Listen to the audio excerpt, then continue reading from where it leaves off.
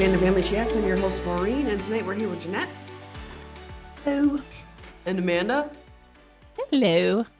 And Tiffany. Hello. And tonight we are talking our final recap of Bridgerton.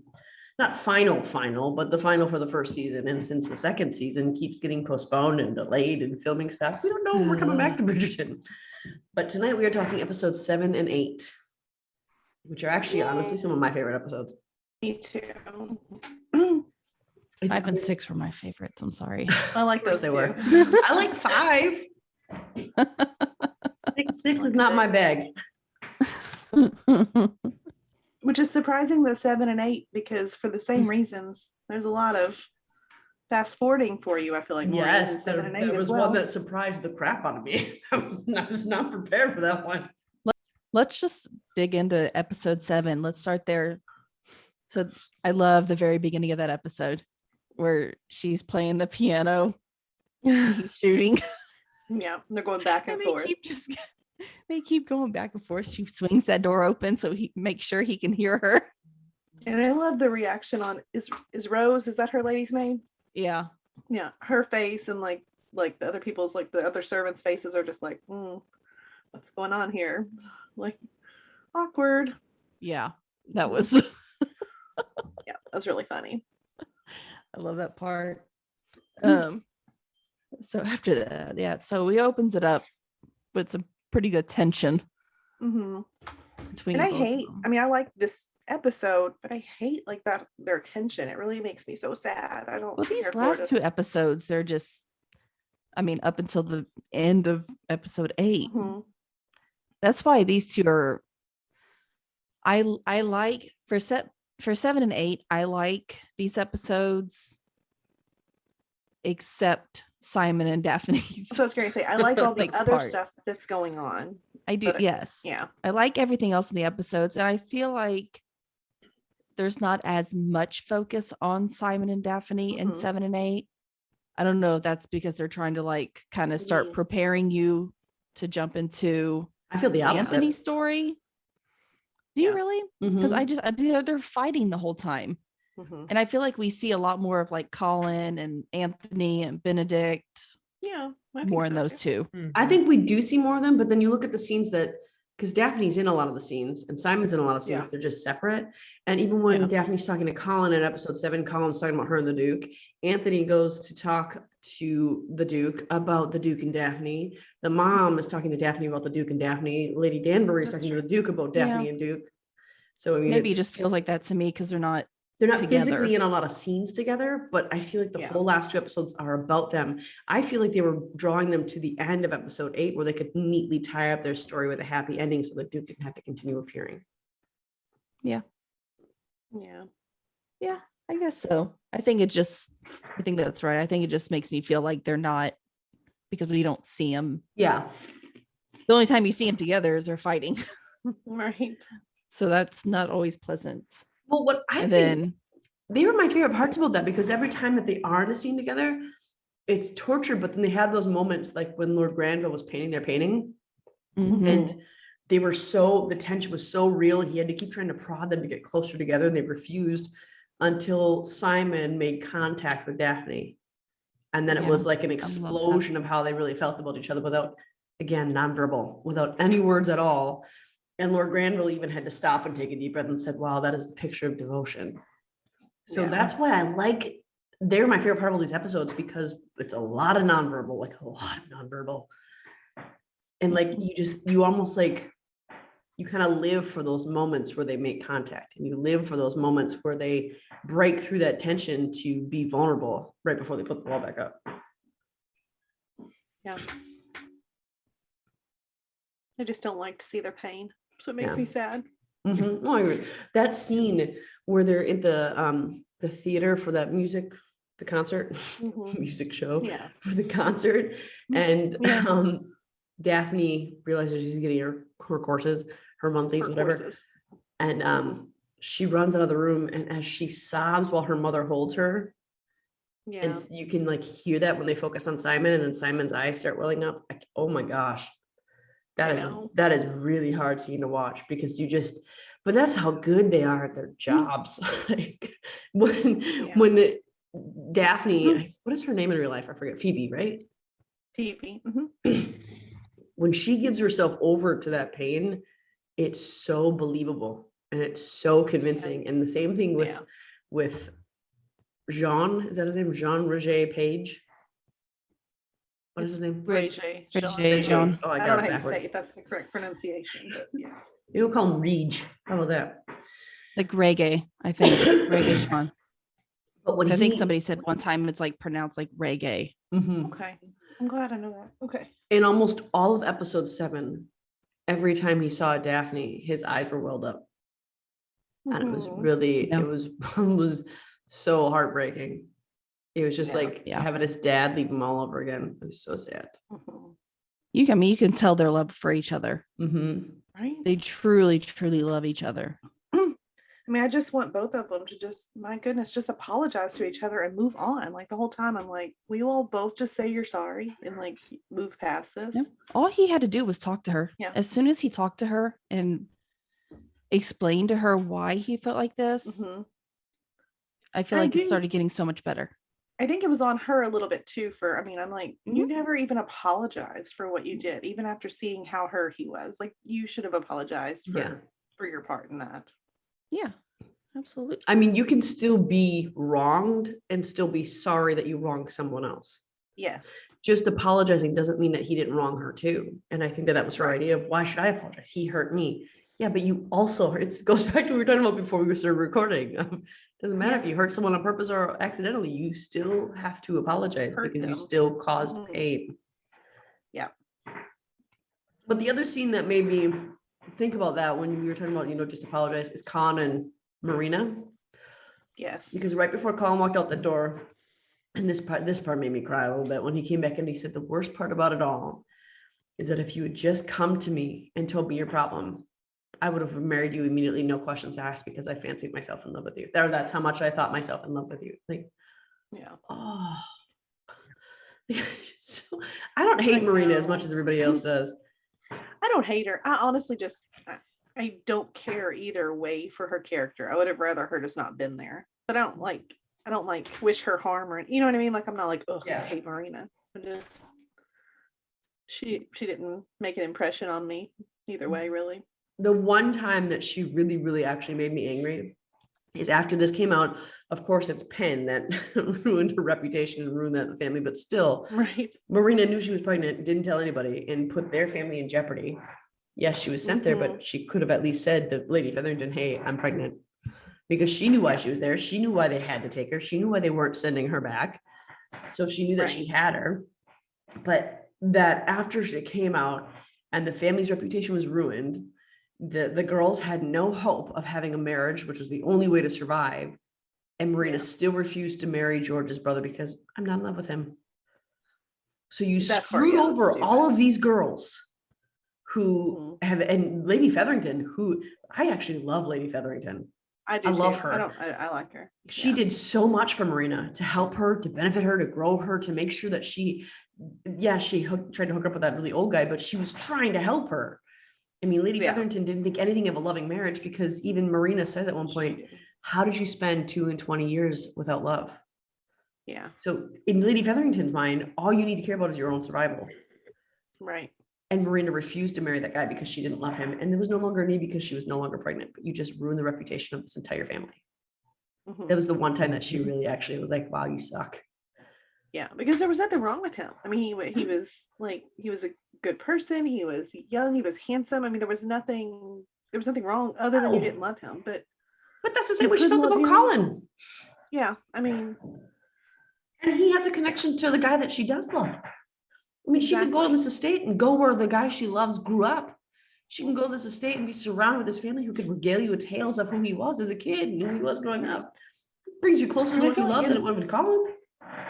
And in that time, I mean, like, I'm sure some people had love, but I don't think it was like super common to marry for love. So like, what are you worried about here? It was actually rare. Yeah.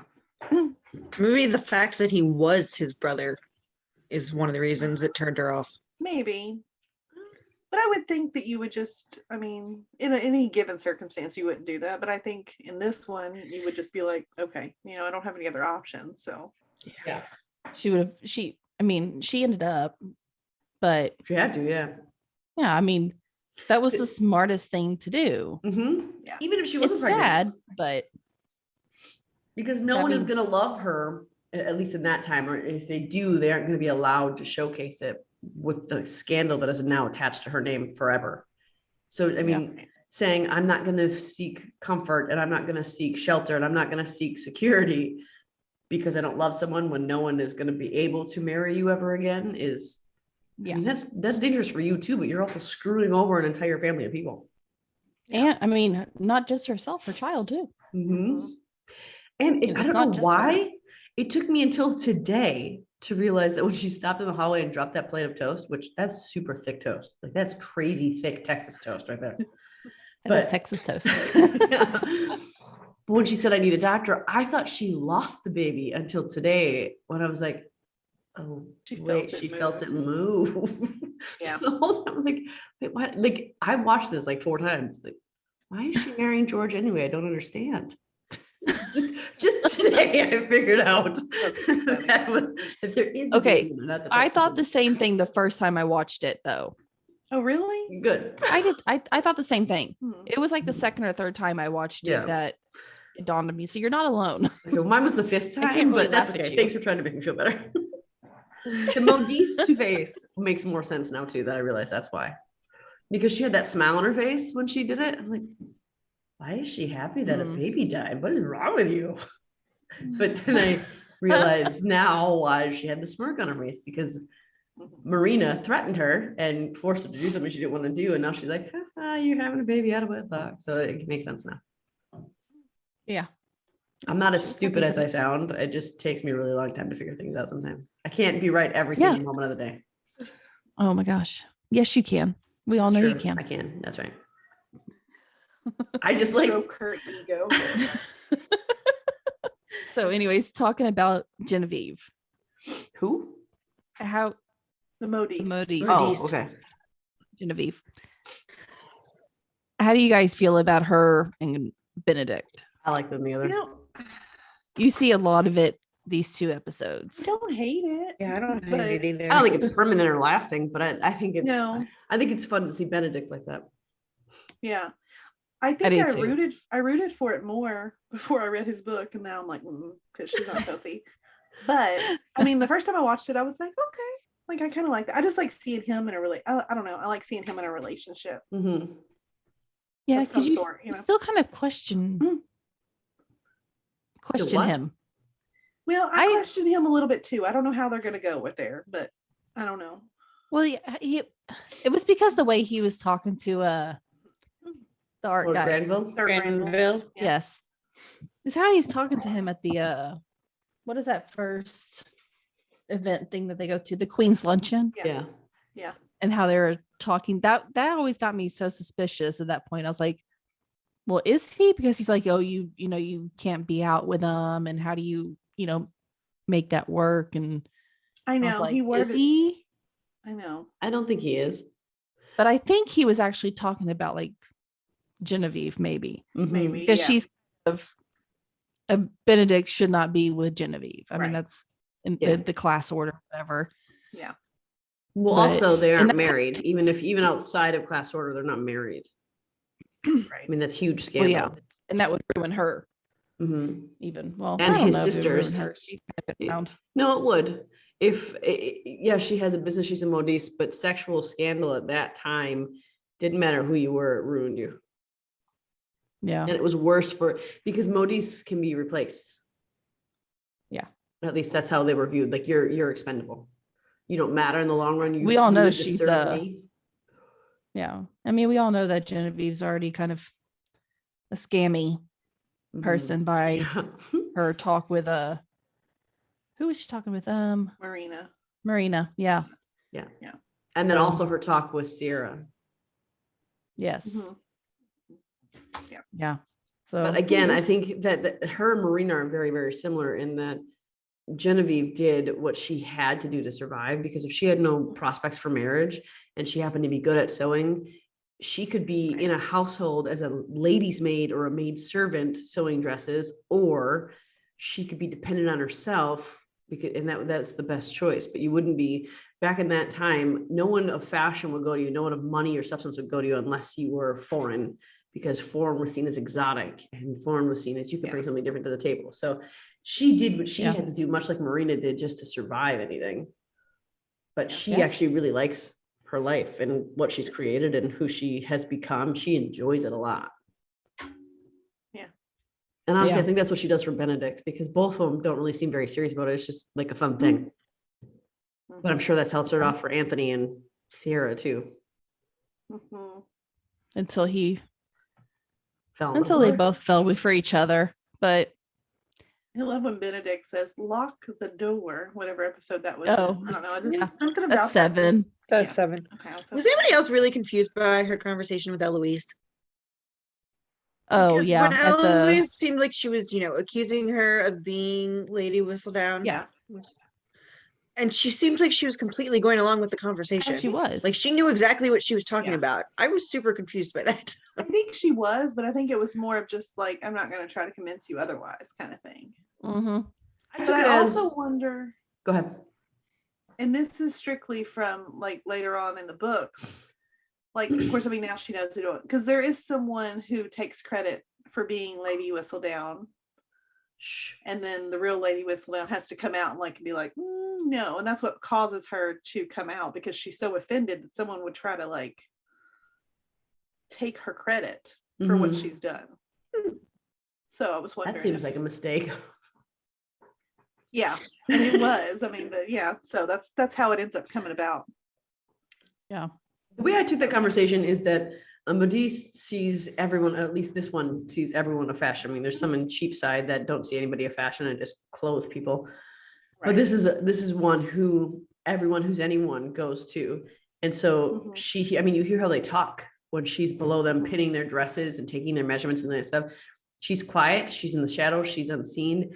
And so the way I took it as was when Eloise was talking to her, I feel like Genevieve was just kind of taking it in and saying, you know what, I think that this will be okay. I think that she kind of took it as Eloise was trying to convince her to spread the word as a modiste and just kind of put bugs in people's ears about these things, maybe. Or about Lady Whistledown. That's how I took the conversation. Yeah, that could be. That makes sense. And Eloise has always been sort of an odd duck. I love her, but she's always been an odd duck. And she's been working with this modiste for years. I mean, she's the one who made all of her hemlines short and lengthened them and dropped her hemlines and all that stuff. So she's been with her for a while. So I'm sure she's aware of the quirks of Eloise. Yeah. And Eloise at times seems a little neurotic. And I think that this was also her trying to keep her calm while her brother was in the back room. I think she was just trying to say anything to get her to go. Yep. Yeah. Yeah, whatever you want. I'll agree to anything. Just go right now. And I think as a self-made woman who is deceiving every single person of the ton, I think she heavily admires Lady Whistledown. Yeah, I think so. I agree with that. So we're gonna go back, but at the dinner towards the very first of this episode 7, when Daphne's ordering them to take all her stuff out of the room and bring it to the Duchess's chambers. He's like, no. Right. No, it's not gonna happen. And when they were going back and forth, can you tell the Duke this? Can you tell the Duchess this? Really? You're like 10 feet from each other. Come on. My favorite is that really He's like, should I really tell her that? I love that they asked, should I really go down there? No one even answers him. No one tells the poor guy one thing one way or the other either. They just start talking to each other after that. But I found that I found it kind of weird, because I feel like Simon was, I don't know who was more upset with who. I really don't. I always felt like Simon was more upset with her than she was with him. Well, I think she at that moment took it as she won, because she thought she'd be pregnant and she'd get what she wanted and everything would be okay. Maybe. I didn't even think But her he was whole like, "No, goal was you're to not get leaving." pregnant. I think her whole goal was to prove to him that I know what you're doing. I felt like, Mhm. like if she got pregnant, But great. she But I was feel like her upset whole when she goal, found out. well, because Yeah. that meant a lifetime apart, and she loves him. Yeah. She said, Yeah. "We'll wait until my monthlies come, and then we'll see what our life is like, whether it's miserably together or quite happily apart." So, having her period Yeah. meant that she was never going to see him again, basically. Mm-hmm. And she was, and even in episode Yeah. 8, she says, "I'm tired of pretending, and I'm tired of acting as if I don't love you, because I do." So, I mean, I think that's why she was so sad when she got her courses. Mm-hmm. Yeah. But I think true. that, I think that, I think Simon was more betrayed, felt more betrayed by her. Yeah. And I think she felt more deceived by him. So I think it was equal parts. Yeah. Yeah.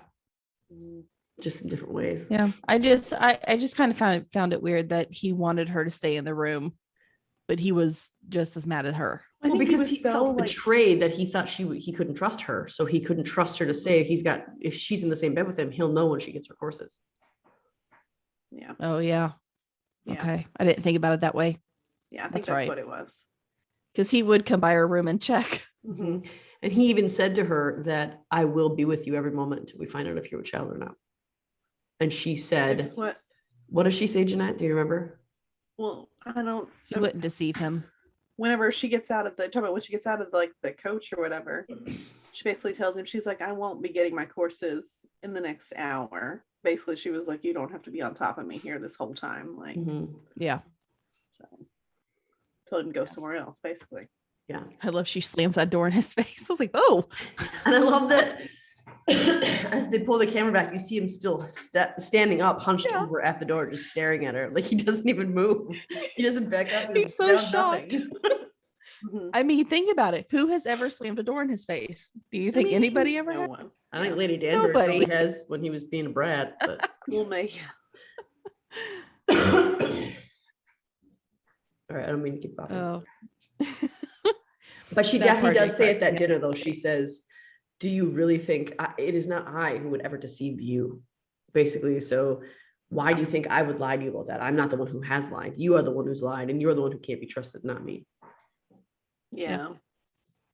That was so Which, I sad. mean, she's not wrong. She's not wrong, and he's not wrong, and that's the problem No. with this. They both feel like they're the ones that have been hurt the Yeah. most, which is why, Yep. I couldn't really ever take a side. think I take Simon's side, but just by like this Mm. much, not by much at all.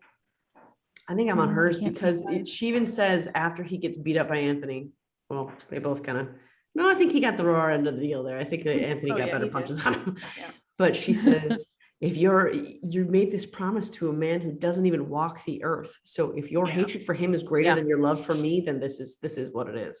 So I think I'm on her side a Well, little bit more. Yeah. I'm only on his side. I and even like wrote said, that down. it's just because of what she did. I'm Yeah. so against how she handled it. Mhm. If she hadn't done that, then yeah, I mean, you have every right to be upset with him, but I feel like she kind of lost her edge there by doing what she did.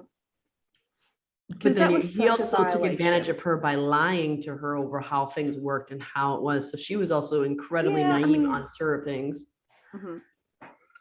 Yeah. I don't it's know. easy for me to forgive her for what she did just because she's pretty ignorant when it comes to anything. I Mhm. mean, But she wasn't in Intimate. that moment. I mean, she knew exactly what she Well, was she doing. knew in what that she was moment. doing. So and I don't I agree. think With, she I really don't fully agree knew with though, that. because but- the only way she was told was by the housekeeper saying Yeah. something vague about how children are made. yeah. So she still I didn't don't know. understand what was happening. Right? I don't agree with her doing that, to be very clear. I Yeah. think neither 'Cause one I of them just are go wrong in back- how they feel, but they're both wrong about how they're going about anything. Yeah. I would Yeah. agree. Yeah. And do we want to talk about how Daphne just totally called out Violet at that Mhm. She did. at I luncheon, felt man? bad for Violet, but felt bad Daphne for was Violet, right. too. Daphne was right, exactly. But Well, and at the hopefully same that- time, I'm like, hey, stop being mean to her. that's your mother. Yeah, I know. But hopefully Daphne doing that maybe Violet will know better when it comes time for Eloise Mhm. and Francesca and Hyacinth to learn, that she'll make sure they understand things a lot clearer than she did with Daphne. Yeah. So it If needed to be anything, said. make Daphne explain it. That's what I would do. I mean, I kind of hope Shelby one day asks Elena, like, I only have to do this once. Part of me kind of hopes my kids never ask me. What other important things in episode 7 happen? The stair Portia. scene. Huh? What? I'm just messing with Maureen. I said the stair scene. happened in Stop episode it. 7. No. It didn't happen. Like, it's burned in my head because I didn't know. I was looking down at my phone in the edit chat and I looked up, like, oh my God. What is on my screen? That one's more explicit than the other ones, too. I'm aware of that. I had kids in my Goodness room. gracious. And I was watching on my giant computer monitor. Like, oh no. But I did like when he reached over and he grabbed her hand during the theater. Yeah, Yeah. did too. And then that's the time she got her Of monthly. course. And you look at how Yes. easy it is for him to keep that vow to his dead father without Mhm. bending, without having even a slight desire to go back on it. But he cannot keep his vow to stay away from Daphne because he loves think her he does so completely. But I think I think he does have a desire to go back on it. I think it's more of he is just terrified of like doing this. And I mean, I feel like when Lady Danbury talks to her, it might be episode 8 though, but It is. I feel like she was almost saying too, like you have to prove to him that he can do this and that he won't be the man that his father was, that it is okay to just take this on. And I hate that dude. yeah. Oh, I can't stand that father. What did you just Kills say? me. You can't I stand that can't what? stand his father. I didn't can't say stand father. his father. I didn't hear father. Did anybody no. else hear the other word? I didn't, but now I mean after I you know- said I know what you I heard. was like, oh, that's what she heard. Oh, I don't say that word. You don't say that word? No, I said I can't stand his father. He makes me so mad. He does. Just kills every single time we see little bitty Simon. My heart just I wonder why like that is so ingrained in him when he was raised by Lady Danbury, who I'm sure made him know what his worth was. Like it just shows, I mean, how a parent can screw up a kid so bad, even though he didn't even spend any time with him. He is that, broken because of him.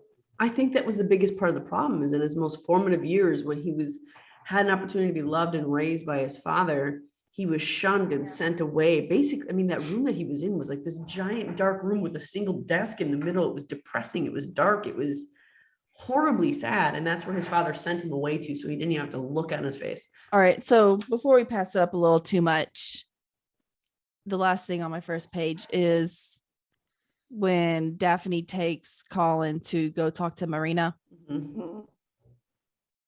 What did you guys think about that? I thought Marina was a little too defiant. I did too. I didn't really like her attitude. She wasn't apologetic even a little bit. I get that and even Colin says, I get that you did what you had to do. Yeah. But I thought I was in love with you. And now I find out it was all a horrific ruse. Yeah. I mean, he tells her, if you would have come to me and told me the truth, I loved you that much that we would have figured out. It's because you lied. And I mean, he said more than that. He said, I would have married you immediately. No questions asked. Yeah. Like I would have solved all of your problems if you just told me that this is what was going on. Which was heartbreaking to hear. And she says to him, I will not be shamed by you or anyone. But you brought shame to them though. Yeah. Yeah.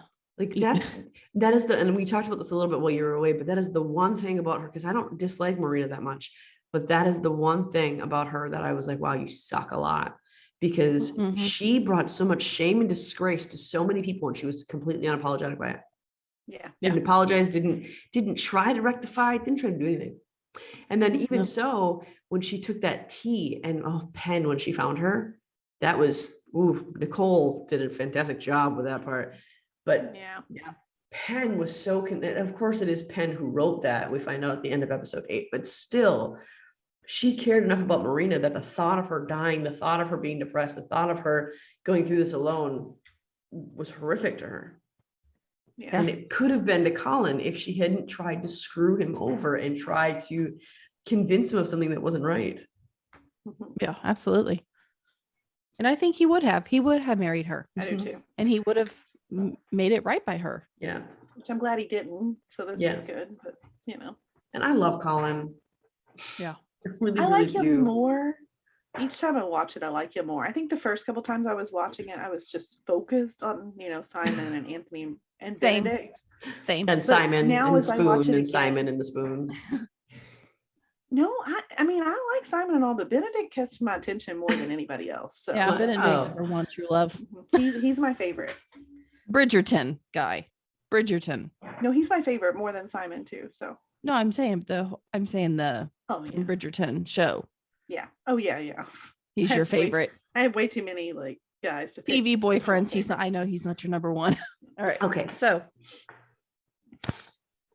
let me What see. else? in So our I notes did. what I we do can- love Colin, and I love that he stood up for himself. But there's that scene when he and Daphne are talking, and I love how she's saying these little things that are tipping off her family, and I love that they know each other so well. Because even Anthony, when he goes to meet Simon in the, I don't know, the gentleman's club, I guess, and Yeah.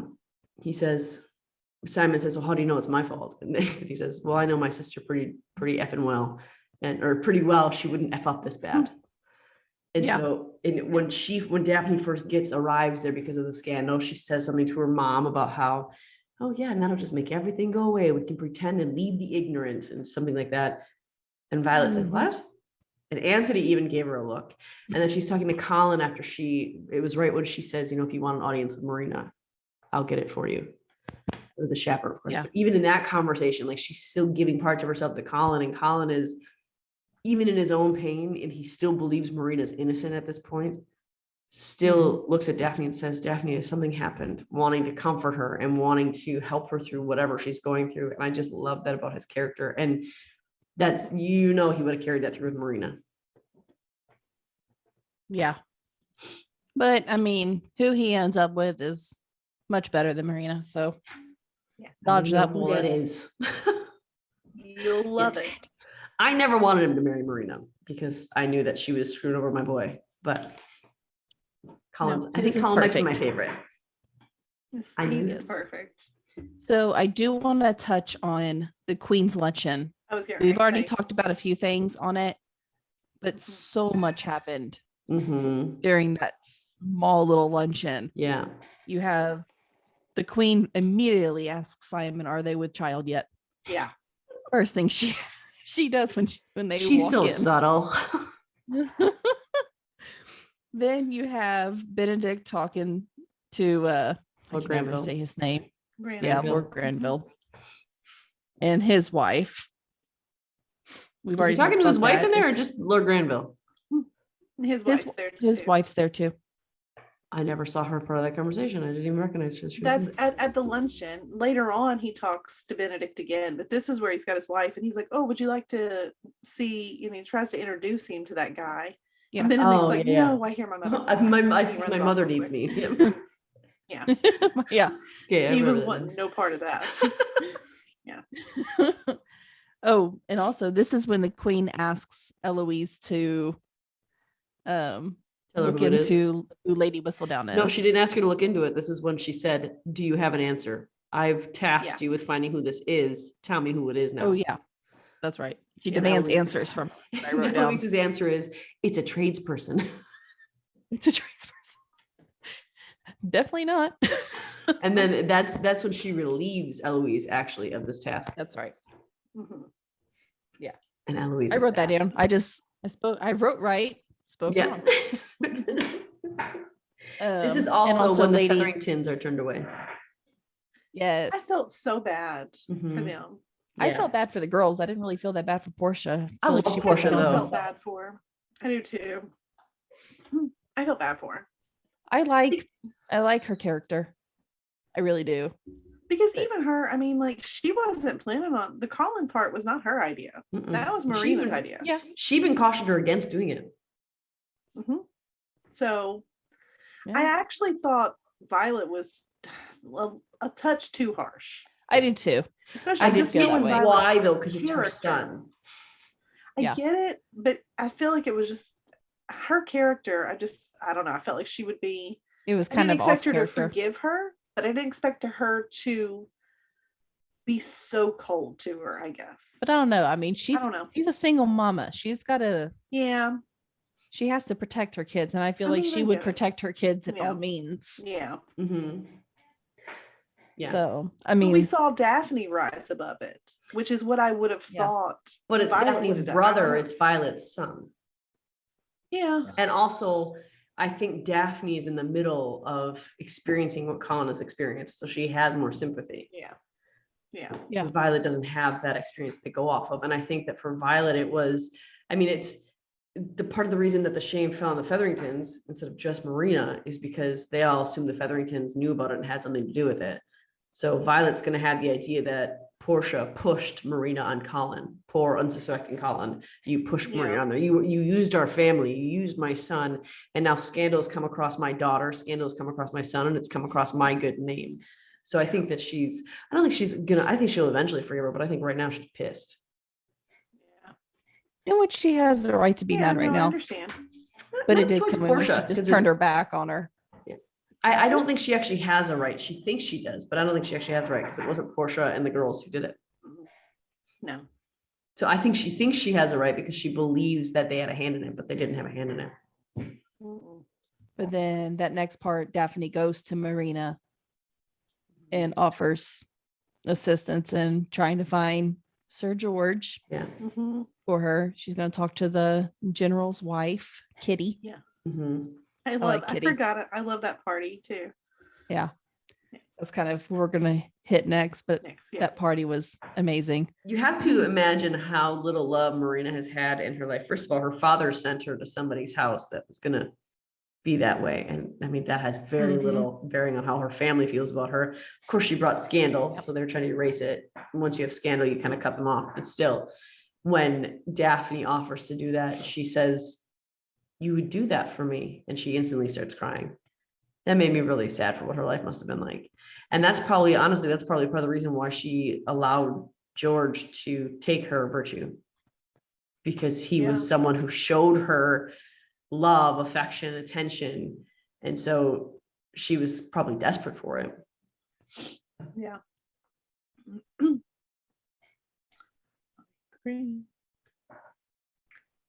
I feel like we've talked. Sorry. Is there I was anything else? reading chat. I feel like we've Lord talked. Featherington going to Will. That's a big. That's right. I love Will. Yeah. I really do. Yeah. I like him too. I didn't like this storyline though. I really didn't. Mm-mm. It really him actually going through and throwing the fight. I really did not expect him to do it. Mm-mm. I thought he was gonna get up. I kept the first time watching it, of course. I was like, no, you gotta get up. Like, what are you doing? Yeah. Why would you do this? Your best friend is the Duke. You can't be hurting that bad. My gosh. But in his mind, I But- mean, look at where they lived though. They lived in like Cheapside, and they had a lot Yeah. of kids, and there wasn't a lot of money, and they were losing sponsors. And so I think Featherington shockingly did his research before he talked to Will, because he knew an awful lot about his father, where he came from, Mhm. what happened to him, and he knew the sweet spot to hit, to put just enough doubt, just like the Duke had with Daphne, just enough doubt to get him to do something that he wouldn't normally do. Yeah. In the name of family and caring for your family. And he even says to Simon, "What's more noble than taking care of your family? There's nothing more noble." So he wasn't, I did feel it was out of character, but on another level, it kind of felt like if it was all for his family, it's not. Yeah. So he's kind of a contradiction, that character. Yeah, absolutely. That part just killed me. I agree. So they have that. Even when he and Simon are fighting, well, practicing, whatever, Yeah. training, whatever you want to call it, Mhm. he's Mhm. always calls out Simon and all his crap, and he did in episode 7 too. Yeah. And he was Did. talking about marriage and how it doesn't make sense and how you can't do anything about it and you can't let it control you. You can't let it, all this stuff that he said to Simon is so wise. And then you watch him do that. Like, what happened there? Mm-hmm. It's like he can't. I don't know. I can't think of the word right now, but I hated that. I don't And know why they had to make. if those bookies took care of Featherington that way, I mean, they have Yeah. to know that the person who threw the fight has got the other half of the money. Yeah. I know, that's what I was thinking too.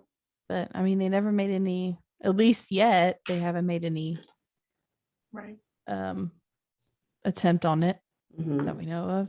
I mean, we don't know what's going to happen in season 2. Maybe they'll carry that on. But he's Simon's best friend, so I don't know if Will's really going to be a big. But he's an part in- entertainer. And the True. Bridgertons During regularly the go to his season. boxing matches. Yeah. Yeah. So I mean, we still might have some of that storyline in season 2. It might not be over. Unless he gets hired out and sent abroad to go do it, because they were talking about how they'll travel all the world doing these it's not expeditions. What is it called? Exhibitions. Yeah. So I mean, I guess we'll have to see what they do. Hopefully nothing. Mhm. Yeah. It's not, I'm not saying I want them to do anything. They don't really seem like malicious writers, so they don't want to hurt No, the they fan base. killed too much. off Lord Featherington. Yeah, no love lost there. I know. Not even Penn was sad about that. I love that scene. She's crying after she lost her watching dad. Colin. Yeah, she's watching Colin leave. And Eloise is like, I'm here for you. Just to give you a There. reason to live. Yeah, she's not even worried about that. No. Oh my gosh. All right, so let's dig into And- episode 8 a little bit, since we're starting to talk about it. Oh yeah, we can start going into it. We're about there. Do we have anything else in 7 that we missed? Unless we want to dabble on the ladies' party and her trying to yeah, talk we to did the want to talk general. about that. Yeah. Yeah, That party I did shocked like- me a little bit. it did me too.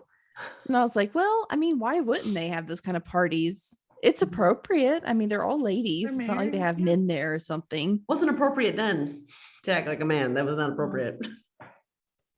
It mean, is just now for us to say women can privately. do that if men do it, but then that was not okay. That's why it was secret. Well, yeah, I'm sure, but I think that probably happened Oh yeah, I mean regularly. the It was a secret thing. Mhm. I love that whole part. And of course it's Lady Danbury. Of course it's her that has to go and put that party on. She is They're my sitting there. favorite woman in this show. Her and Charlotte. Oh my gosh. Mhm.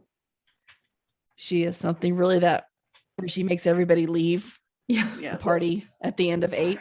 I like how when Daphne wins again and Lady Danbury says, "It's you again, your high or your grace." And she says, "With all the entertainment you're having, I'd rather think you're the winner." And Lady Danbury says, Oh yeah. "I think so too." Just watching all this den of iniquity go on. I love that she calls it that. She outright calls it a den of iniquity. She watches it all happen and all play out. And all these, like even the one woman, was that Cowper that was sitting at the table with Daphne? Is that who that was? Is that Lady That Cowper's was, mom? It might have been. Or I don't no, know. no, that was the No. lady who threw the wild parties. Because Oh, she that's right. said, Blonde. she said, yeah, the blonde, she said, the Earl would have my head if he knew how much money I had lost of his today. And they went, well, he's 2. So that's, Yeah. that's the lady That's right. who has the redheaded son and a redheaded Yeah. footman. Oh, that's right. Oh yeah. I forgot about that. That's funny. I forgot about that too. Yeah. And then who else was at that table? Kitty, Kitty, Lady Danbury, Daphne. Lord Granville's wife. That's right. I knew I was missing one in my head.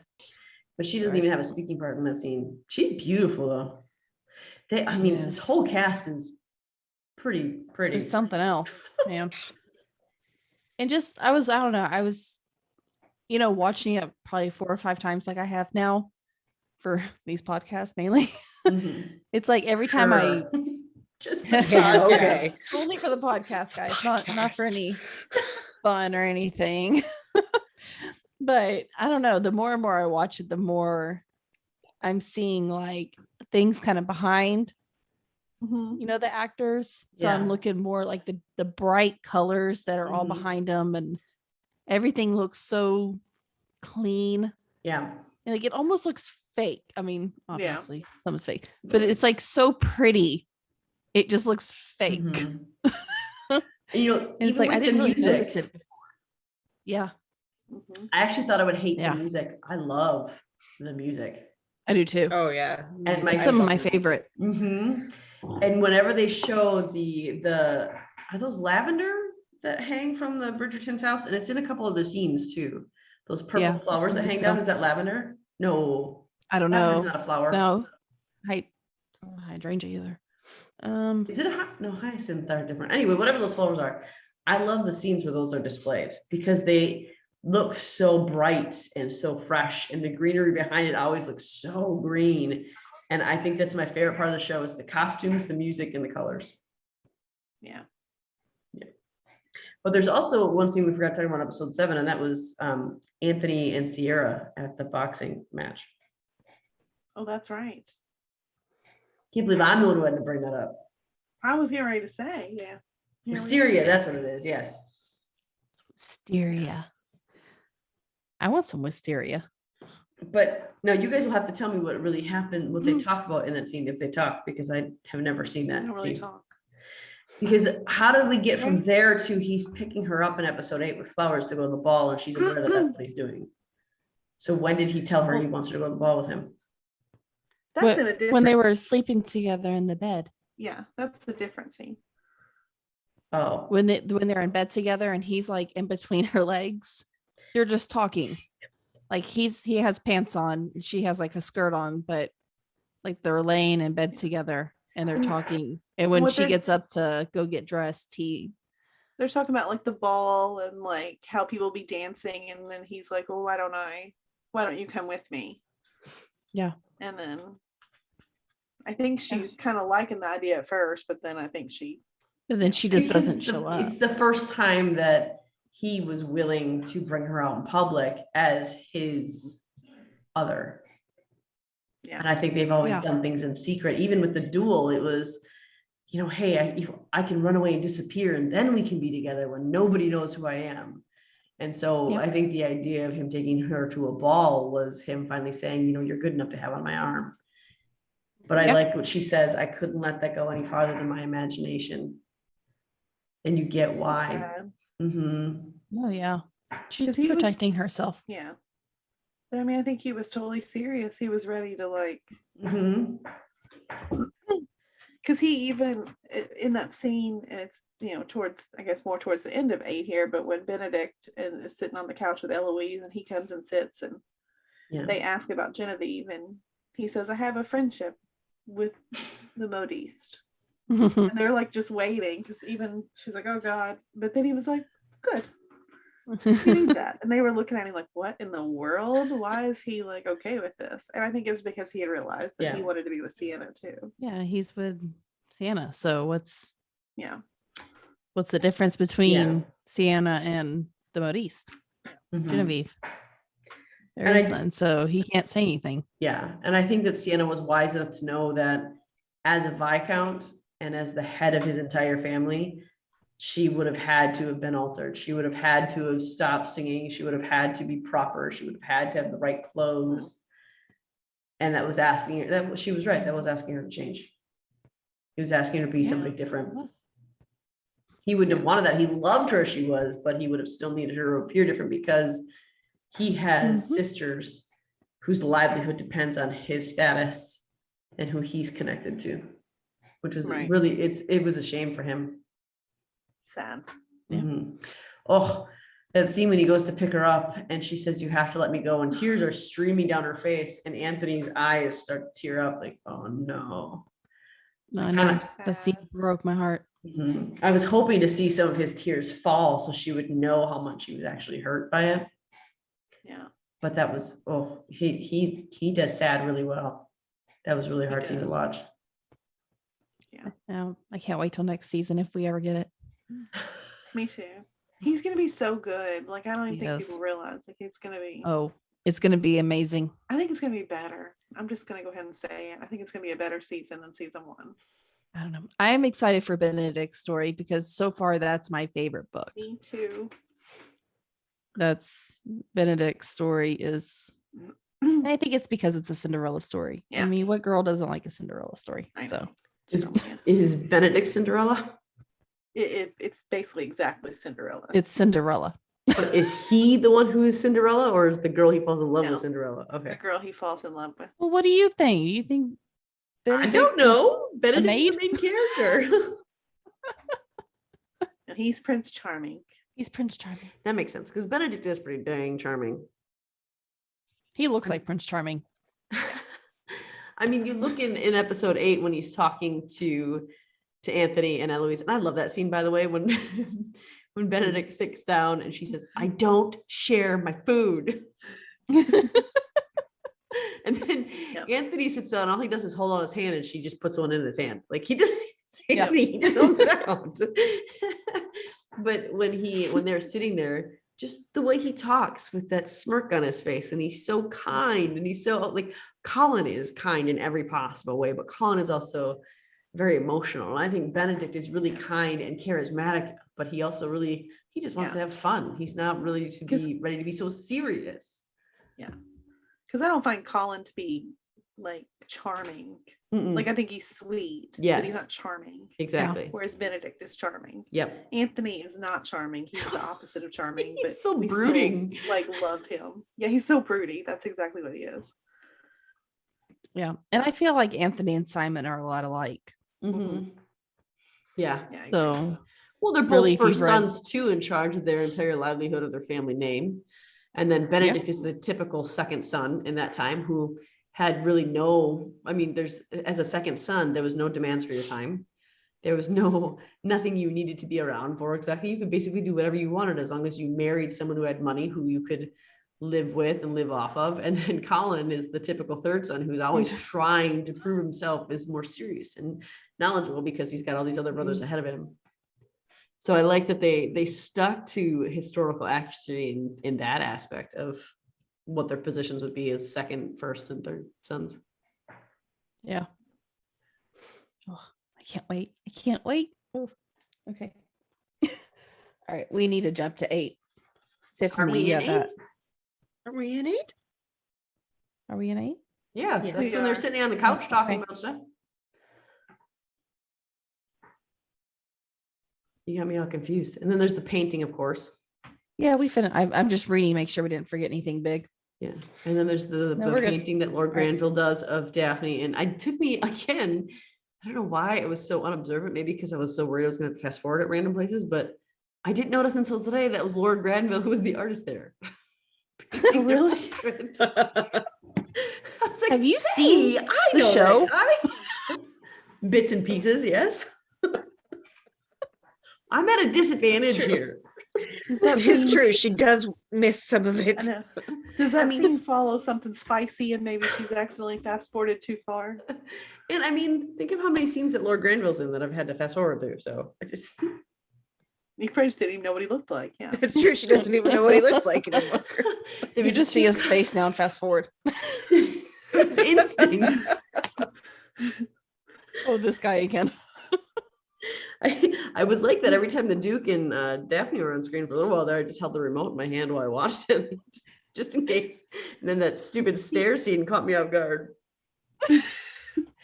I always keep my remote in my hand with the pause button. I was gonna say it's the pause, the rewind button. Gosh. The rewind button. Let's watch that again.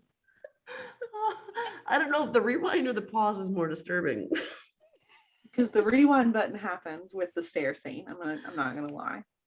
Oh, you should have seen some of the scenes Because it caught me off guard paused too. I remember that one caught me off guard because I was like, wait a minute. What's he doing? And I was like, hold on.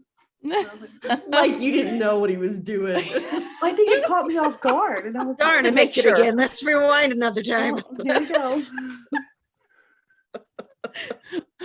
What is that same episode 8 playing over and over again? 8. Sorry. There's almost no sex in episode 8. I said Isn't almost. there? I said Well, almost there is. done. The end, there is. There is at the end, yeah. All right, so let's go. There. What were we talking about? Oh, there's some in the middle too for Stairs. Anthony. That's all I'm thinking about. For So I who, gotta Tiffany? regroup. I said there's some in the middle too with Anthony and Santa. Yeah, Under the An episode bleachers. Under the Eight? bleachers, yeah. And then when he's laying between her I legs. thought that was in episode 7. No, because it's No. at Will's fight. Yeah. Oh yeah. It's an 8. Let's talk about Featherington and what he does here. Like he calls in those bookies that are obviously shady. I mean, one has like a huge C-shaped scar that was really hard to say on his face. Yeah. So I mean, you You they're can tell bad these are dudes. shady. Yeah. And he even says, there's only one reason someone like you would call someone like us, and it's because your word means nothing to anyone anymore.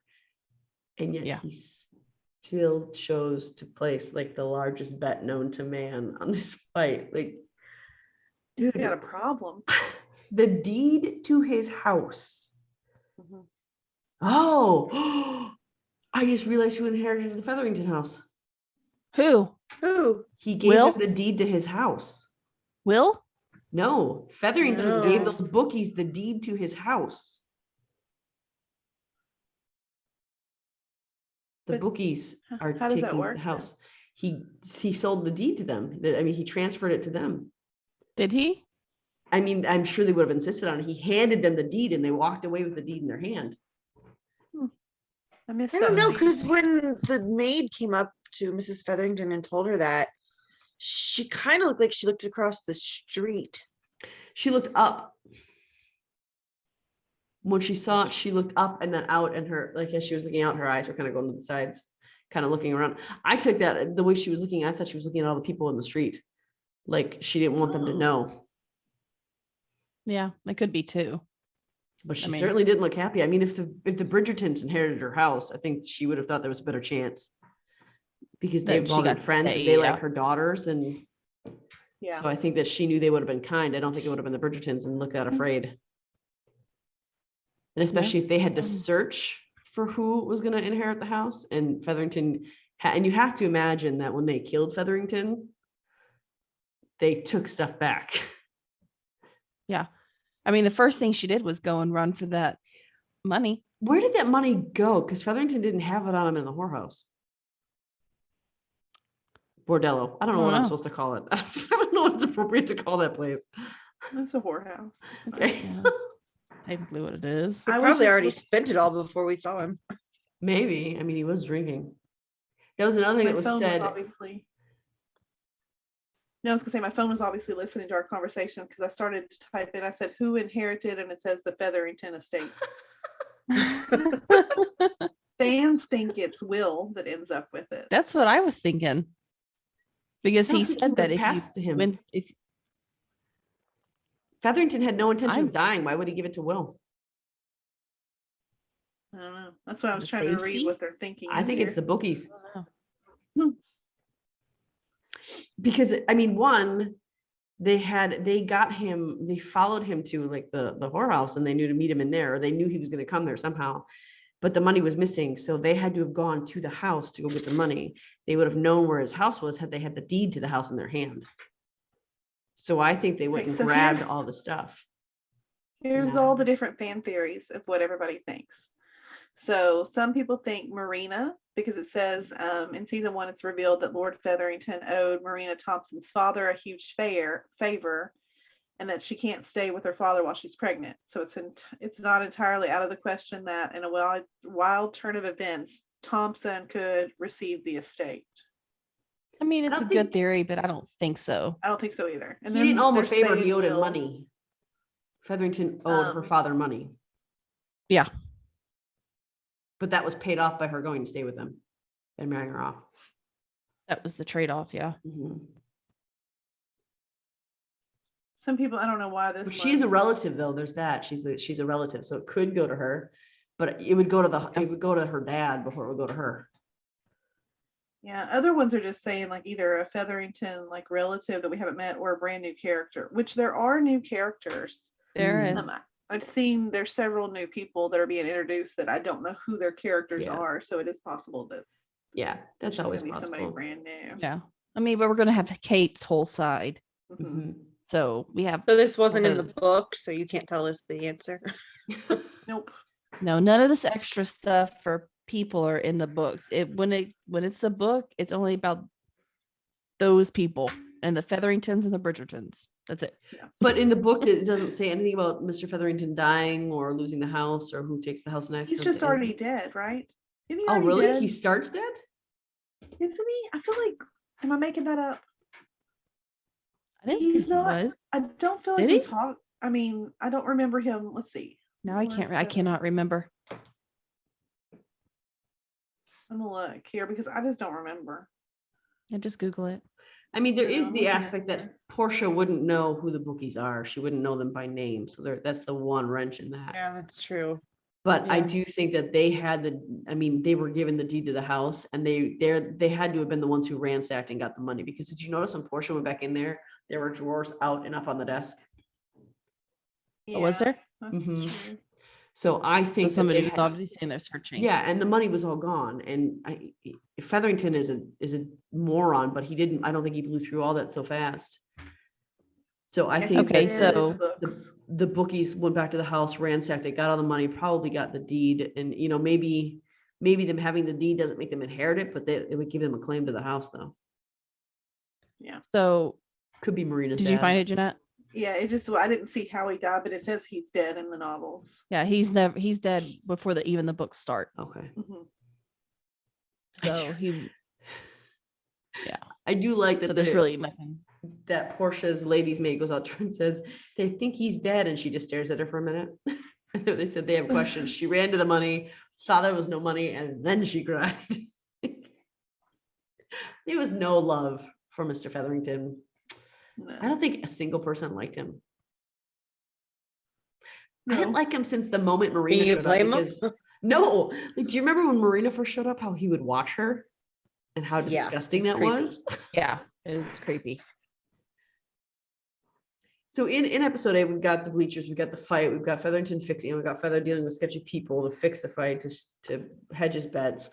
And then he comes home, and I feel like Portia's nighttime clothes are much better than the clothes she goes out in public in. Yeah. You got it that way. So I like that she pays for these dresses, and the modiste comes to their house and says, "Well, since you paid ahead and nobody else wanted the fabric, so you had already ordered that happened to still be in the shop, then I made them for you." And they're all pulling them out, dancing around, and Pen pulls out. She's like, "Mine's yellow." Poor Pen. Poor Pen. I know. She's given just the worst things. Even the green would compliment her better than canary yellow all the time. It looks it's awful. I mean, I feel so bad for her. Yeah, it does not look good with her red hair. No, Not at all. the other colors don't like. I mean, I don't know which sister is which, but the one who has the red hair with the orange dress at the ball, orange probably doesn't go with your red hair very well either. No. No. But the I one do who has wanna the prospect mention- does. What? Oh wait, that's later on. Never mind. In episode 8? Yeah. Say it. I was We're thinking in about the episode 8. ball. Yeah, start with the ball. We're in I know. episode 8. I was, We don't have to okay, go yeah, over. I was thinking about the ball. Everybody at that ball was wearing one color, Blue? blue, and Except like for deep Penelope purple. Like, and the Featheringtons. yeah, and they walk in these yellow, orange, and pink dresses. Well, It just killed me. I'm like, this is obviously a colored party here. the one sister had a green and pink dress. The other sister had an orange and pink dress. Penn just had a Yes. straight yellow dress, and Lady Featherington had pink and green. Like, Yeah. like why though? Everybody got the Why? memo. They don't care. Speaking of, I love when Eloise goes to talk to Madame Delacroix, and she looks at the yellow dress. She's like, "This would be fitting for me if I were a Featherington." And that's how she Featherington? segues into the Featheringtons. Yeah. That part did crack me up. I love that part. I'm also amazed at how many of Daphne's siblings were not there. Anthony just left in the middle. Yeah. Or not, no, Anthony never showed up. It's Benedict who leaves in the middle to go be with Modiste at So Lord does Granville's Eloise. party. Eloise leaves in the middle of the party. Stop. Like, huh. Oh, can we talk about Eloise entering that party? Yes, what did she you. say to that guy? Oh, you should take a picture, it'll last longer. Yeah. Did she actually say that? Yeah. There's something like that, right? Pictures didn't exist back then. Maybe she says No, a she didn't. portrait. She said something. Paint She a says portrait? something along that, maybe a paint a portrait. It's something along that lines. I mean, Yeah. like it's the same concept. Yeah. I love that character. She is so funny. This corset. It would be better if I could breathe in this corset.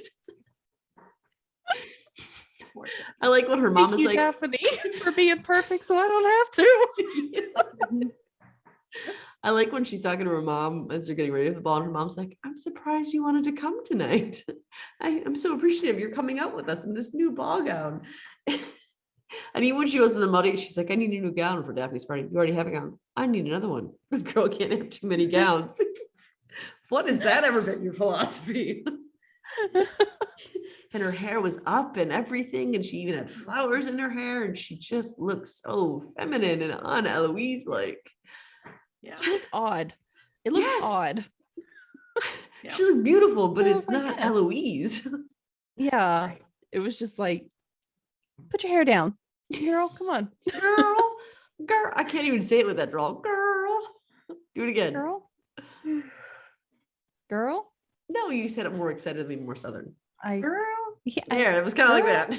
Yeah, because I mean, we didn't talk about all the Duke and Daphne things, but I mean, there's a lot of just sadness and a lot of Yeah. like when they're coming up the stairs and she kind of like she sees him coming, so she turns her back and goes the other way, and he's sad. Yeah. But then they walk in the hallway and he doesn't even acknowledge her, and she's like, oh, I know. just did the exact same thing to him like an hour ago.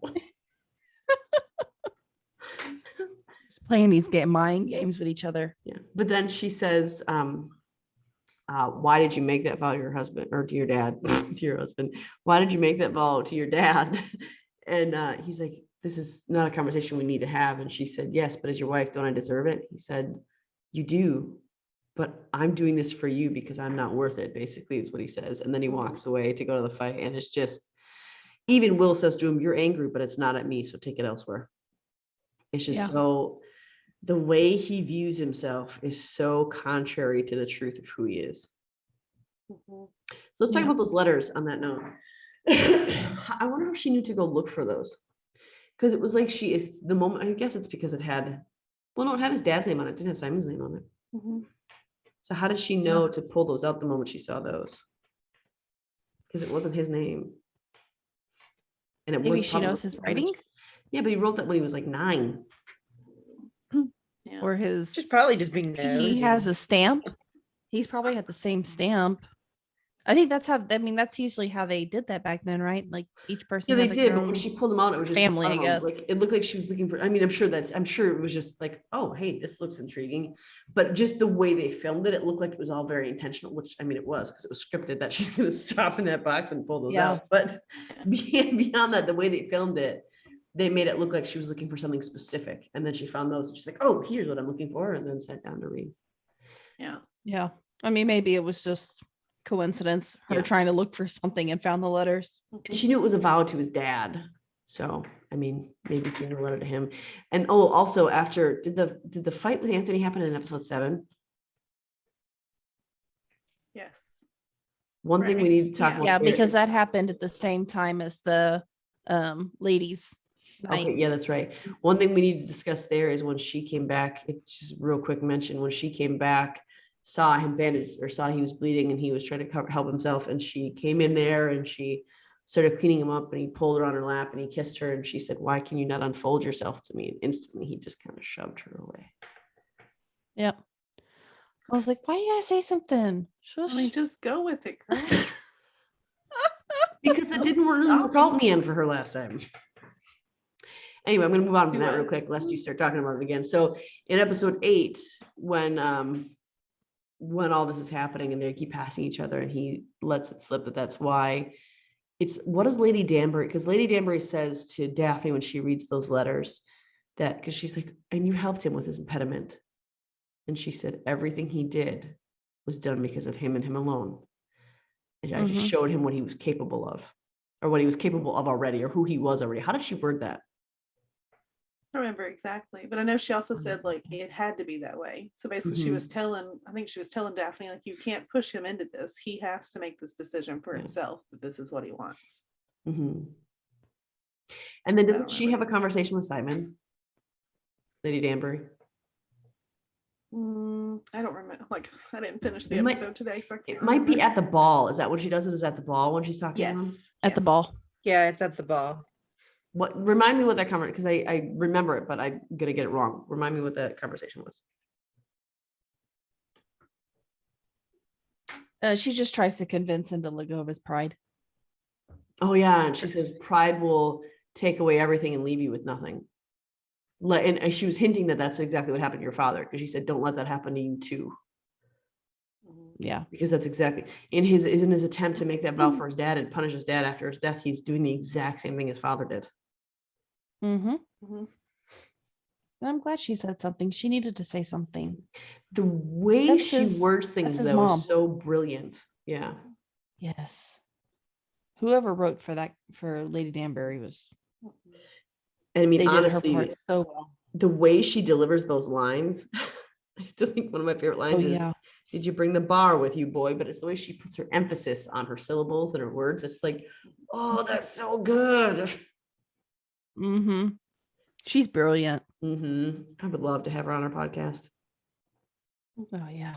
I would really, her and Charlotte, if we can just get those two together on a podcast, that would be amazing.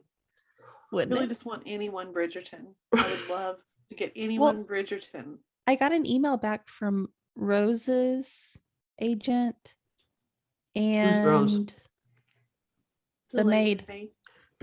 Daphne's lady. Oh yeah. And I got an email back from Sienna's agent. Oh, what'd they say? They both want to wait until closer to the season 2 premiere. The Bridgerton rep for their production and their press said the same thing. She asked us to reach back out to her specifically once, because they're focusing on filming and they keep. My hope was that, well, if there's delays, maybe they'll talk to us in the delays, but that's probably not conducive to filming, and it's probably not conducive to staying in character if they got to do that. Yeah, but they probably don't want to have that chance of them saying something. Yeah, especially when it keeps getting delayed over and over and over and over again. They have no idea when it's going to come out. But I did reach out to the Sweet Magnolias rep. I'll have to do it again, because that one guy, the coach, told us to reach out to them, and I did, and I never heard anything back from them. I just heard something back from the Bridgerton rep. So that's weird, and I don't know. Well, the one was out of office. Okay. And then sent me a list of all the other ones who were in office. You would think that they would be almost ready to start promoting here pretty heavily, because it's got to be coming soon. I think 2022. Since they've wrapped. Beginning of 2022, I think. Yeah. Still, that's coming up. I mean, like, I would think it's time to start promoting some stuff. Yeah, they're probably doing because Sanditon is coming out in 2022 in January, they hope. And their production team just reached out to me to ask me for more details about how it's going to run and who I need. So, I mean, this is probably the perfect time to start getting all that done. Yeah. All right. So let's finish this up.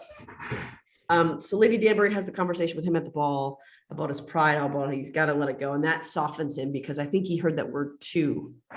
And it completely broke down. It's because he's fighting against his father, and by fighting against him, he's becoming him. And I think that that's like his worst nightmare, because he knows exactly what kind of man his father was. And there's nothing he wants more than to be the exact opposite of that man.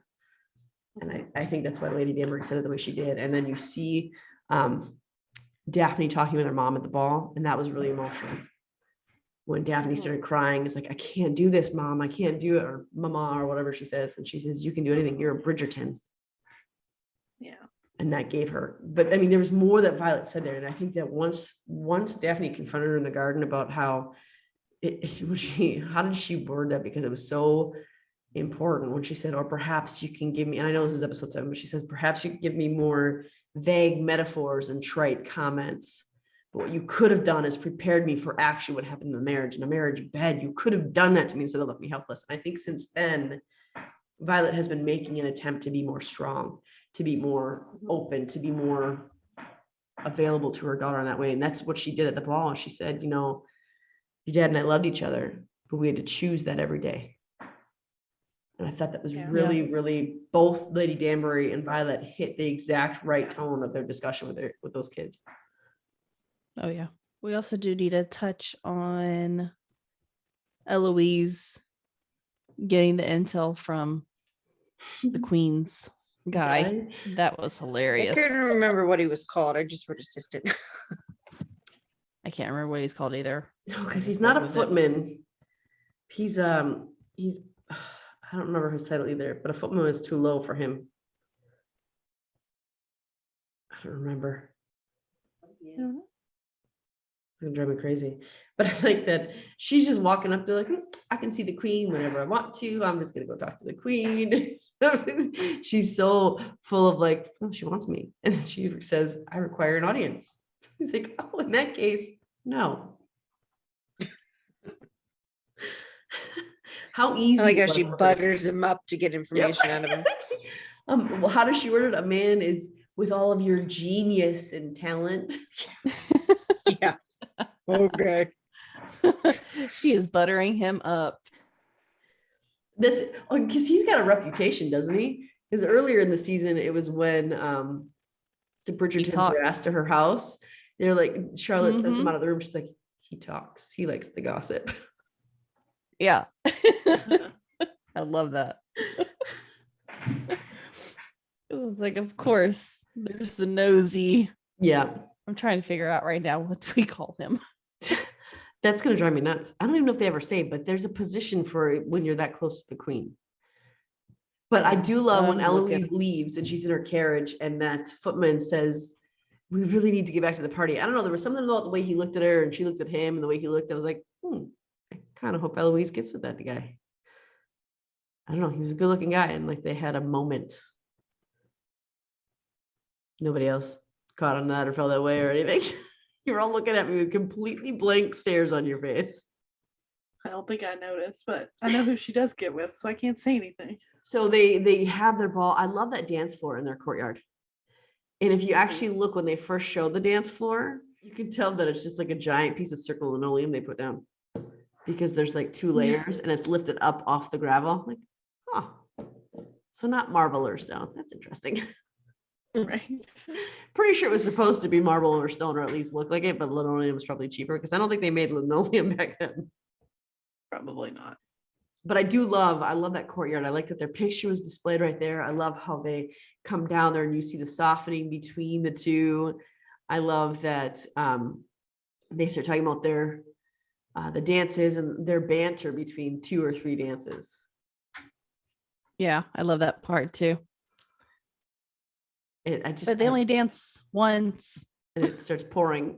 But that dance is pretty, I mean, waltzes in that time were pretty, not many dances back then could boast touching in that way. Like hands were on waists. They usually do the TVD dance, right? Yeah, kind of. And the women are usually in gloves when they go to balls because there's no touching skin to skin. Yeah.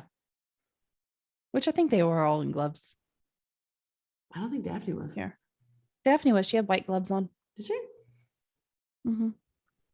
I don't remember that.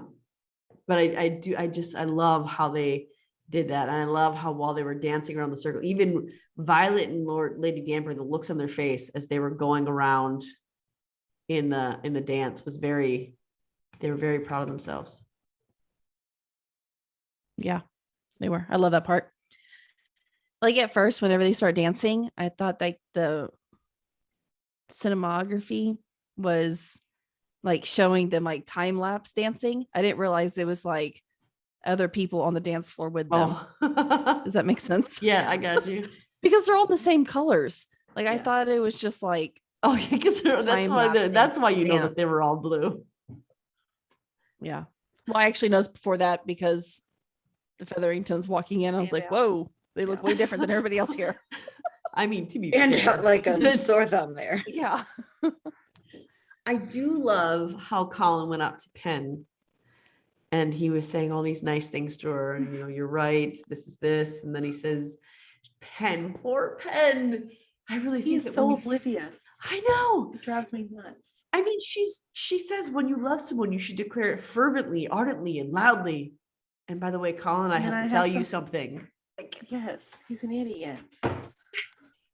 Unless he spoke up to say it, I have to tell you something too, because he didn't want to hear her say it because he knew what he would have to say to her. So I mean, there's that possibility because Colin doesn't love Penelope, I don't think. I don't think he knows that I don't know if he even does yet, but if he does, he definitely doesn't know that he does. And he's so oblivious that when he asks her to dance and she immediately is like starting to cry and saying, no, my dance card's full, and runs out. And then I love, because the last time we see her upset, Eloise almost doesn't even notice that she's upset, right? And she's going on and on about whistle down on Penn. That's when Penn yells at her. But this time, Eloise immediately notices that something's wrong. And she asks her, yeah, perfectly fine, go catch whistle down. And that's when she leaves. But poor Penn. yeah. So, and also, what did we think about that part? About Penelope being letting her get away. Oh, yeah. I was shocked the first time I saw it. I don't think she was going to. I think her intention was to go up to that carriage and talk to them. But I think that Eloise's original intention was to go up to the carriage and talk to Whistledown and unveil her identity. But then the Bow Street Runner came, and then she had to get her to go because she thought she was saving Benedict's girl. Because at the end of episode 8, and I think that the Bow Street Runner tipped her off. And I love that when he came up, he's like, why would you do that? She's like, oh, I'm so sorry. I thought you were somebody else. Like, do you think I know. Hear you scream, go, it's a trap. Like, you don't think he heard that? He wasn't that far away from you. And then she, go, you're gonna make haste. And then when she's talking to Benedict, and she's like, so you gonna say bye to Madame Delacroix? And she's very proud of herself. I did last night at the ball. Were any of you surprised that was Penelope? I was totally surprised. I mean, I had no idea. I had it narrowed down to 2. I really thought it was Genevieve. Yeah, I did. I really too. did. I was more thinking it was Penelope than Genevieve, but Genevieve was my close second. I knew it was going to be one of those two. I knew it was I had no idea. I had a feeling it was Penelope just because the way she was acting whenever like Eloise would talk to her about it. I had this, I don't know, I just kept getting this feeling like I guess the only she kept trying to change the subject. She didn't really want to. The only reason I didn't is because she ruined her own family. I didn't think she would have done that. Her intention though was to save Colin at the expense of all else. Yeah. She loved Colin so but much. I mean, even though like I don't think she was worried about ruining herself as much as I'm surprised she did that to her sisters. I don't even think that's what I'm saying, but I mean, I think she was just mad and throwing a fit. I don't think so. I think she was desperately trying to, because she tried talking to Marina, she tried talking to Colin, and it didn't work. And I think this is how she thought she could get it done. It's the only way to do it. Yeah. But I had a feeling it was her because she was at all the events that were talked about. Yeah. Yeah. Because one of the first things that Eloise says is someone who fades in the background, and who pays attention to Penelope? Even when she's in a room, no one pays attention to her. Even at Featherington House, when she's reading a book, no one pays attention to her. At one point, I don't remember who, but there was a visitor in one of the first episodes who came in and greeted everybody. And then Penelope was like, hi, because he didn't even greet her. He just like ignored her.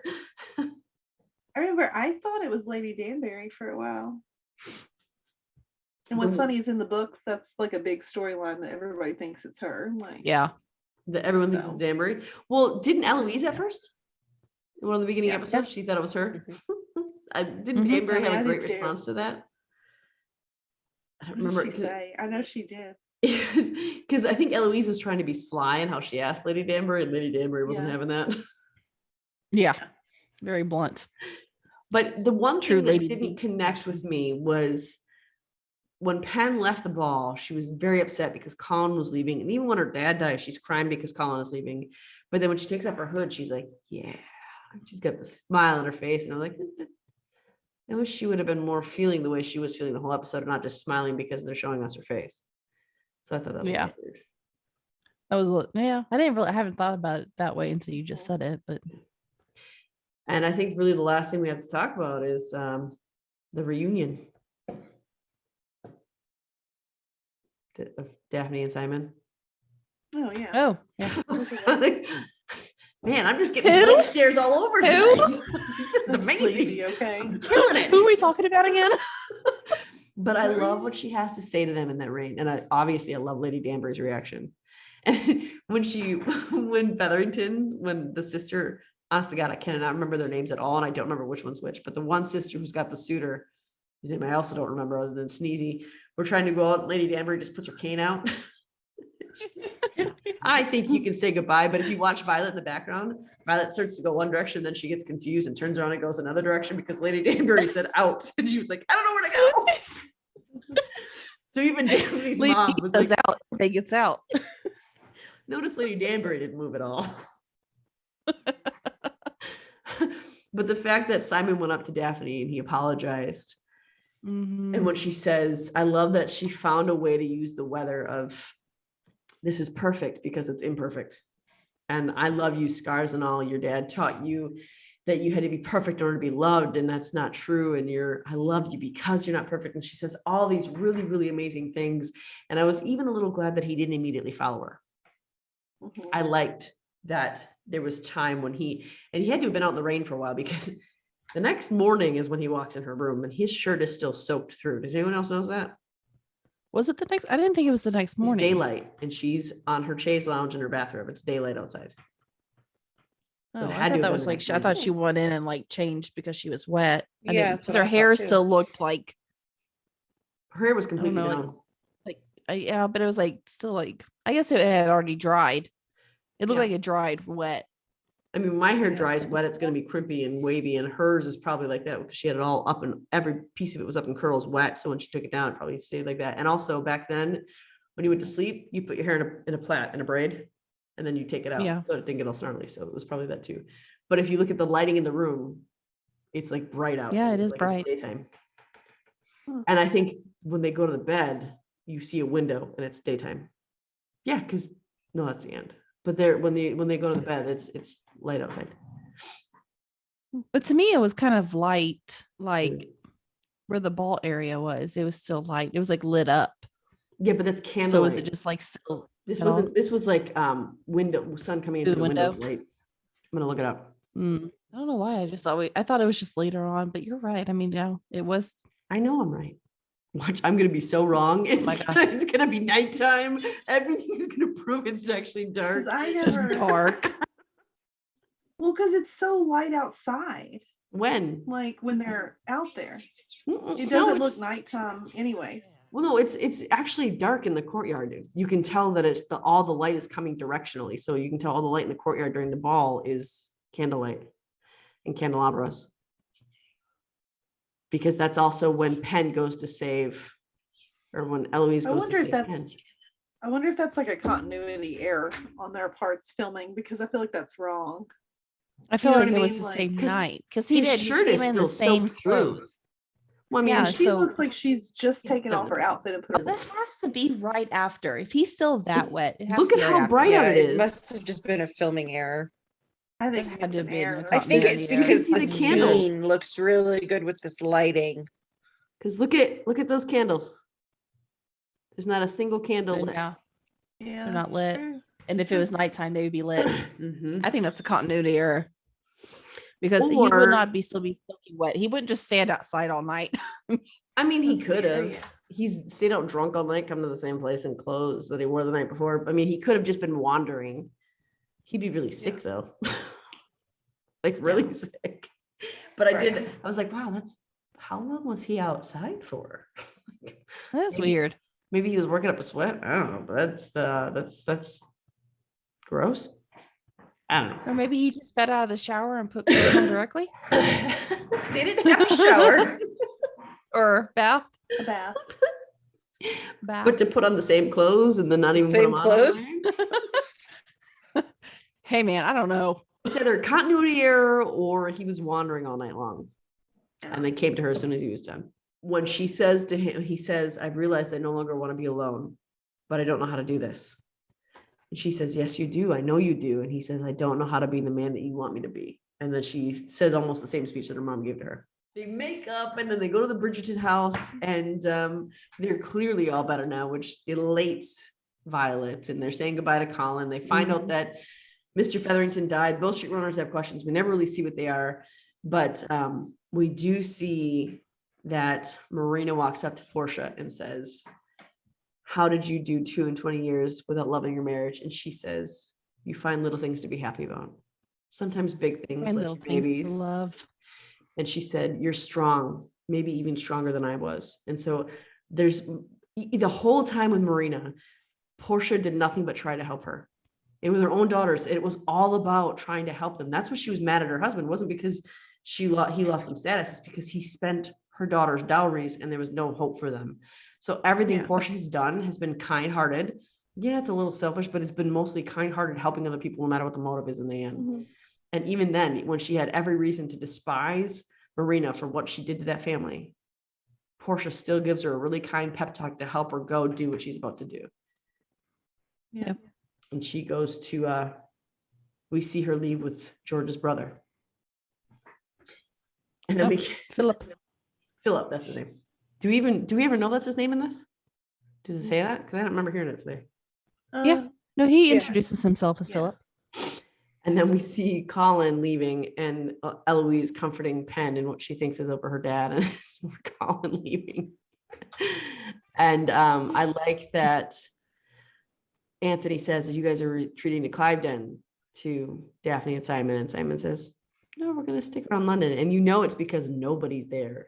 And they're just going to do an extended honeymoon in London with nobody there. Yep. I think it's perfect.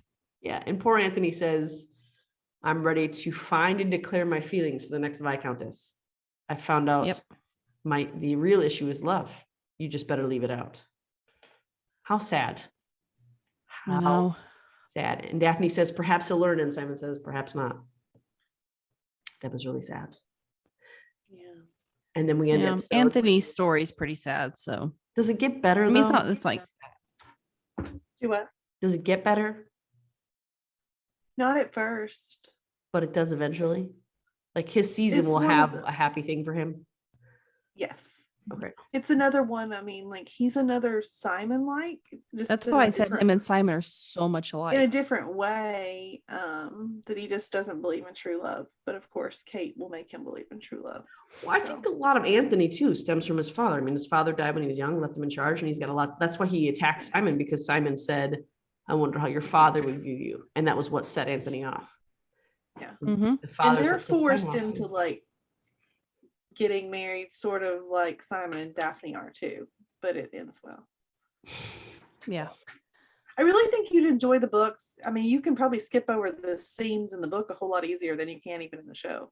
That's true. They're not. The books are. I think you'd like them. Are they cleaner than the show, or are they like 50 Shades of Grey?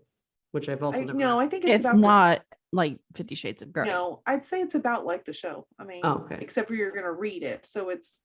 You can skip over. Descriptive in the way that they've got to describe it instead of you just watching it on screen.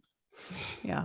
But it's still done in a very proper, English 19th century way. I mean, like, it's not like they don't use any, like, they're not going to use any body parts or anything. Okay. Like so we end the episode with baby. Oh my gosh, I forgot his last name. What is his last name? Hastings. Oh, I want to call him Hawkins. Like, I know it's not right. But we end with baby Hastings. And I love that with just one sentence, he completely alters the course of the rest of his life when he says, whatever it is, it has to start with an A, because we have family traditions, don't we? Mm-hmm. And he is in that, with that sentence, he completely cut ties to his father. He's got that life doesn't even exist for him almost anymore. He's got a new family, and this is his whole family right there. And I just thought, what a sweet way to end his story. Yeah, it's perfect. They did that perfectly. Because I mean, we all know he's not coming back. So, and there's still possible. I don't know if he's in. I mean, they could still write him in for future seasons if they decided. If he decided, he'll be a guest star or make a guest appearance, if anything. But he won't be in any sort of permanence. He won't be. No. Yeah. If you don't know that, that's on you, because you have to be under a rock to not know that he's not coming back to the show. So, sorry if we spoiled that for you, but you should know better. We're telling you now. Now, the butterfly is specific to the Featheringtons. That's kind of their mascot. Is the bee specific to the Bridgertons? Is that why there's always a bee? Yes. Sort of. You will learn about the bee in Anthony's story. Okay. All right. I think that extensively wraps up. Are you guys have anything else you want to say? Anything else you want to touch on? What you're looking forward to? Anything else? Goodness no. I mean, looking forward to. I'm just looking forward to next season. Yeah. Do we know who's I can't booked for wait. next season? Have they said that? It's Anthony. Anthony. It is Anthony. Okay. Yeah. All right. So maybe I should read his book first, or do I have to read them in order? I didn't read the Duke. We didn't and I, read The Duke and I because just we've already skipped it. seen the show. and I think it's the basics same. I mean, like there's details that are different, but it's Okay. basically the same. So you need to read The Viscount and Who I. Loved Me. Viscount and I. Or Wait, no, it's is the it Duke and Viscount or the I. Viscountess Who Loved Me? What is it? No, The Jeanette's Viscount right. Who Loved Me. Yeah. Oh, okay. Yeah. Okay. I was thinking the Duke and I. All right. But so yes, that's it. Anthony's book is next. If we've missed anything, I don't see it's possible, but feel free to argue with us. Feel free to try to prove us wrong. You won't do that to me very often, so take your shot now. That's all right. I'll let you do that. You can email us at familyfanclub2021@gmail.com. You can join our fan club on Facebook, which I highly recommend. We do fun things. We have some new mods on there. We got edits. We've got games. Amanda's our game wizard. She does all that kind of stuff. We do some posts for you. We have information on there about the show. That is Bridgerton Family Fan Club. Join that. We have our Facebook page for our podcast, which is Fandom Family Chats. You join that, you'll have some new stuff there. You'll have all of our podcast listings. We are also on Instagram and Twitter under FB Family Fan Clubs, and Jeanette is our TikTok master on TikTok, which is FB Family Fan Club. Mhm. Yep, that's what it is. I'm very certain of it. So find us on any of those things. And next week, if you watch the video that I will have put out already by this point, you'll see kind of our new structure. So next week it'll be Ginny and Georgia and Sweet Magnolias, and it will be that way until the last week of September. So we hope to see you then. Tune in. On that note, bye guys. Bye.